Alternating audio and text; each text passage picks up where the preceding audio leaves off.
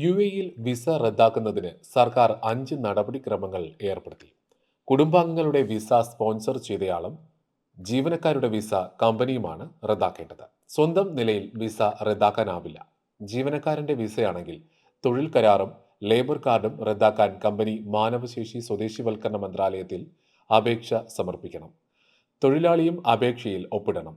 വേതനവും സേവനാന്തര ആനുകൂല്യവും ലഭിച്ചെന്ന് ഉറപ്പാക്കാൻ തൊഴിലാളി ഒപ്പിട്ട സാക്ഷ്യപത്രവും ഹാജരാക്കണം.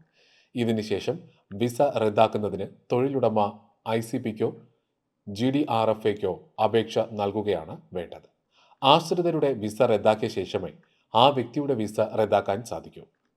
ICP വെബ്സൈറ്റിൽ ഓൺലൈനായോ അംഗീകൃത ടൈപ്പിംഗ് സെന്ററുകൾ വഴിയോ വിസ റദ്ദാക്കാവുന്നതാണ്. വിസ കാലാവധി കഴിയുന്നതിന് മുൻപ് പുതുക്കിയാൽ മാത്രമേ നിയമപരമായി രാജ്യത്ത് തുടരാൻ അനുവദിക്കൂ.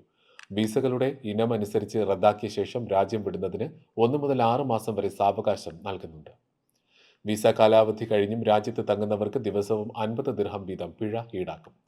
വിസ കാലാവധി തീരുന്നതോടെ എമിറേറ്റ്സ് IDയും കാലഹരണപ്പെടും. കാലാവധിക്ക് മുൻപ് വിസ റദ്ദാക്കുന്നതിന് ICPയിൽ അപേക്ഷ നൽകണം. Website www.icp.gov.ae